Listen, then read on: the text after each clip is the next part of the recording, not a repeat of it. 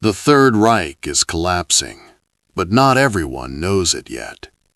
In a battered town along Patton's axis of advance, an American surrender demand is delivered to a surrounded German force. The German commander listens carefully. Then he responds with a sentence that would seal the fate of every man under his command. "You'll have to kill me." General George S. Patton does not raise his voice. He does not argue. He does not threaten. He simply accepts the statement exactly as spoken. What followed was not a duel of words, but a demonstration of modern war, carried out with speed, calculation, and overwhelming force. And within hours, the challenge was answered. This was not cruelty. It was doctrine. And it explains why Patton believed defiance didn't save lives. It ended them faster. By March 1945, General George S. Patton, Jr. was no longer fighting to prove himself. That debate had ended months earlier. His Third Army had already smashed through France, relieved by Stone, and was now racing eastward faster than any Allied force in Europe. Patton's doctrine was brutally simple: speed, pressure, destruction of resistance before it could harden. At this stage of the war, Germany's military reality was dire. Fuel was scarce, air cover was nearly gone, communications were collapsing. Yet pockets of resistance still refused to surrender, not always out of loyalty, but fear. Fear of Hitler, fear of the SS, fear of what surrender might mean for families back home. Patton understood this psychology, but he did not accommodate it. To Patton, every hour spent negotiating with surrounded enemy units was an hour lost, and an hour that cost lives elsewhere. The German commander Patton faced was not a fanatic shouting slogans. He was a professional officer, cornered, isolated, and fully aware of the situation. American forces had already cut supply lines. Artillery was in position. Air superiority was absolute. The surrender terms were clear and standard for late war engagements: lay down arms, protect civilians, and the fighting. The reply came back short, defiant, final. "You'll have to kill me." This was not bravado, it was calculation. Many German officers knew surrender could mean interrogation, but resistance could mean death for families under Nazi retaliation. Some believed defiance preserved honor. Others hoped to delay the inevitable. Patton saw only one thing: a refusal that would prolong bloodshed. And in Patton's war, delay was unacceptable. Patton did not respond with insults. He did not escalate verbally. He simply issued orders. Artillery units were instructed to prepare coordinated, concentrated fire, not harassing shots, not warnings, but a decisive strike designed to collapse resistance immediately. Infantry units were positioned to advance the moment firing ceased. Armor stood ready to exploit the breach. This was not rage, it was systematic military logic. Patton believed something few commanders would say out loud: a quick, violent end saves lives, especially compared to slow, stubborn resistance. There would be no drawn-out siege, no theatrical confrontation. The German commander had defined the terms. Patton accepted them. And within hours, the outcome was no longer in question. The attack did not begin with chaos. It began with timing. American artillery opened fire in measured concentrations, striking command posts, known strong points, and road junctions first. This was deliberate, designed to sever communication before morale collapsed. Shells landed with methodical precision. Buildings used as observation posts disintegrated. Field telephones went silent. Patton's doctrine was clear: destroy the enemy's ability to coordinate before destroying his ability to fight. Unlike earlier years of the war, There was no shortage of ammunition in March 1945. The United States had overwhelming industrial capacity, and Patton used it without apology. The German defenders returned fire briefly, but it was fragmented, uncoordinated, and increasingly ineffective. Within the first hour, resistance was already splintering. Patton understood something modern warfare had made unavoidable. Wars were no longer decided by courage alone. As artillery fire continued, American infantry advanced in disciplined bounds, riflemen, machine gun teams, and forward observers moving street by street. There was no rush, no reckless charge. This was pressure, applied evenly, everywhere at once. German resistance pockets collapsed not because every soldier was killed, but because leadership vanished. Officers were wounded. Runners never returned. Orders stopped coming. Some German soldiers attempted to surrender mid-battle, waving improvised white cloths from windows and doorways. Patton had issued standing instructions for such moments. Surrender would be accepted immediately, but firing would not stop until positions were confirmed secure. This was not cruelty. It was control. Inside the German command position, reality arrived without ceremony. Communications were severed. Defensive lines were collapsing. Reports, when they came, were contradictory and outdated. The statement made earlier, "You'll have to kill me," was no longer symbolic. It was operational. Patton had not targeted the commander personally. He had removed the conditions that made command possible. This was consistent with Patton's belief that leadership determined survival, and when leadership failed, units disintegrated. Later accounts from captured soldiers suggested confusion rather than fanaticism. Many believed the war was already lost. Others feared punishment from their own side more than capture by the Americans. In that moment, the defiance that once felt principled had become irreversible.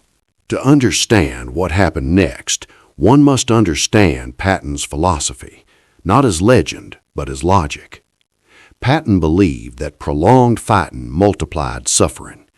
Every additional hour meant more civilians caught in crossfire, more soldiers dying without purpose. He rejected symbolic resistance. To him, war was not about statements, it was about outcomes. When the German commander refused surrender, Patton did not take it personally. He treated it as a decision that carried consequences. The assault continued until resistance ceased entirely. Only then did Patton order the guns silent, not because of mercy, but because the mission was complete. When the guns finally fell silent, it was not sudden. It faded. Isolated rifle shots echoed briefly, then nothing. American infantry secured the last buildings, moving cautiously through smoke-filled streets and shattered interiors. The battlefield did not resemble victory. It resembled exhaustion. Bodies lay where resistance had ended. Weapons were stacked. Wounded men, German and American, were treated by medics who no longer cared which uniform was torn. Patton's orders were explicit once resistance ceased. Cease fire, collect prisoners, protect civilians. This transition, from violence to control, was something Patton demanded his officers enforce immediately. For him, discipline after combat mattered as much as aggression during it. Only after the fighting ended did formal surrender occur. German soldiers emerged cautiously, hands raised, faces hollow with fatigue. Some were teenagers. Others were veterans of campaigns long lost. Among them was the commander who had issued the challenge. He was not dragged out. He was not executed. He surrendered because there was nothing left to command. This detail matters because it contradicts the legend. Patton did not order his death. He had ordered the destruction of resistance. The difference was intentional and central to Patton's thinking. In war, Patton believed personal defiance ended the moment force made further resistance meaningless. Stories about Patton have always grown sharper with retelling. Some versions claim the commander was killed deliberately. Others suggest Patton sought revenge. The historical record supports neither. What actually happened was less dramatic and more revealing. Patton accepted surrender when it became operationally real. He did not punish words. He responded to decisions. This distinction explains both his reputation and the controversy around him. To admirers, this was clarity. To critics, it was ruthless efficiency. To Patton, it was simply how wars were ended. Patton often argued that speed was humane, even when it looked brutal.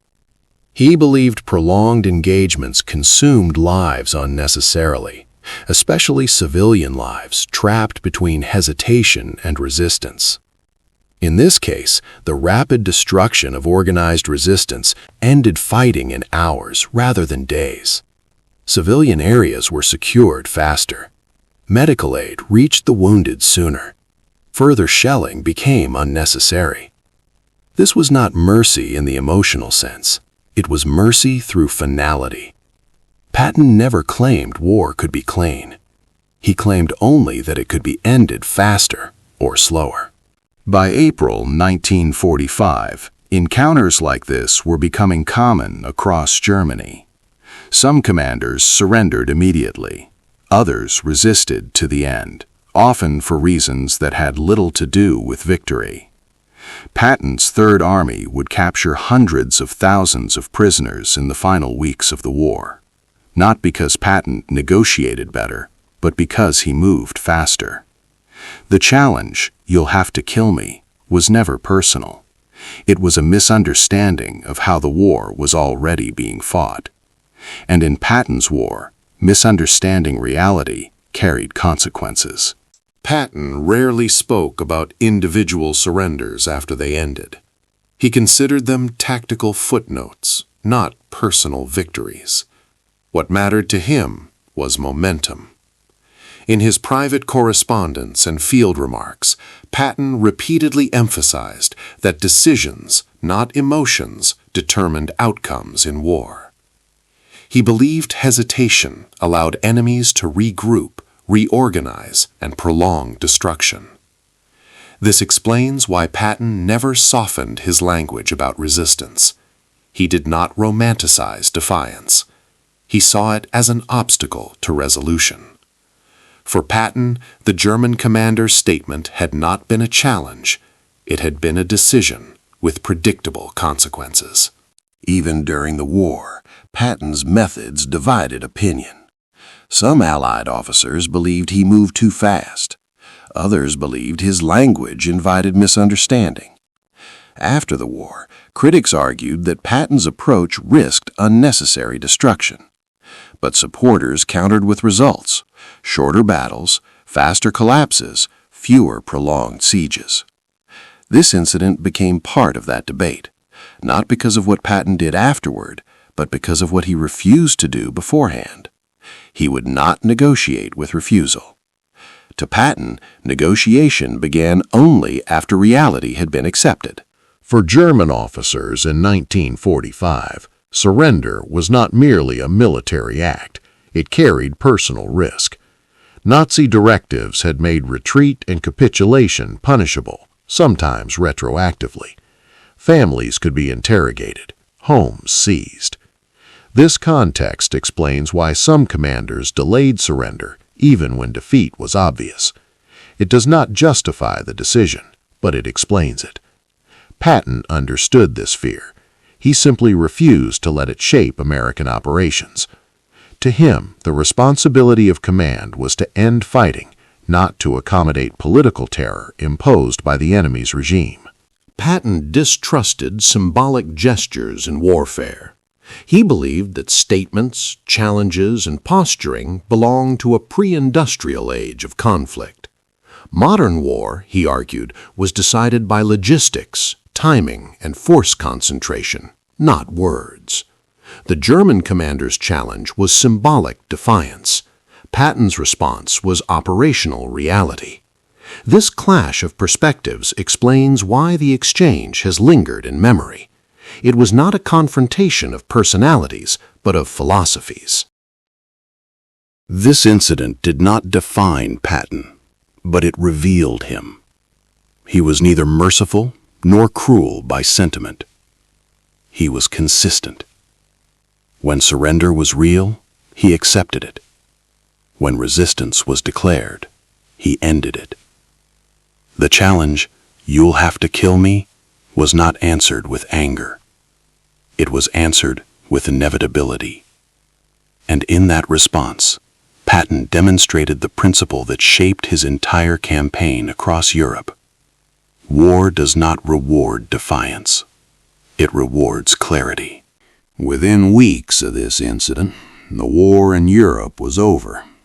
Germany surrendered unconditionally on May 7, 1945. Events like this, small in scale but frequent in number, had quietly accelerated that end, not through speeches or symbolic gestures, but through relentless pressure applied everywhere at once. The German commander who issued the challenge survived the war. So did many of the men under his command. They survived not because defiance succeeded, but because it ended. This is often where legend misleads memory. The moment is remembered as brutal. In reality, it was conclusive. After the war, George S. Patton became one of history's most debated commanders. To some, he was the embodiment of modern warfare, fast, decisive, unsentimental.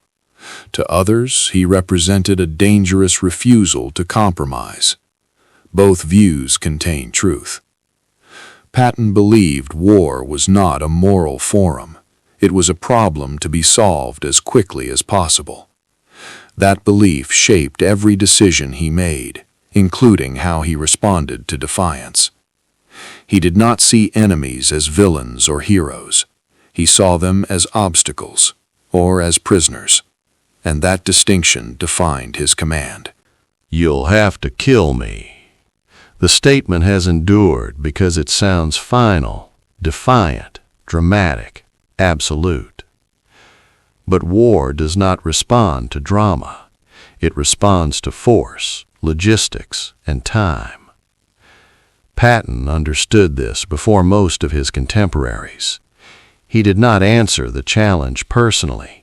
He answered it structurally. By removing the ability to resist, he removed the need to kill further. That is the uncomfortable lesson of this moment, not one of heroism or cruelty, but of consequence. History remembers the words. It should remember the result.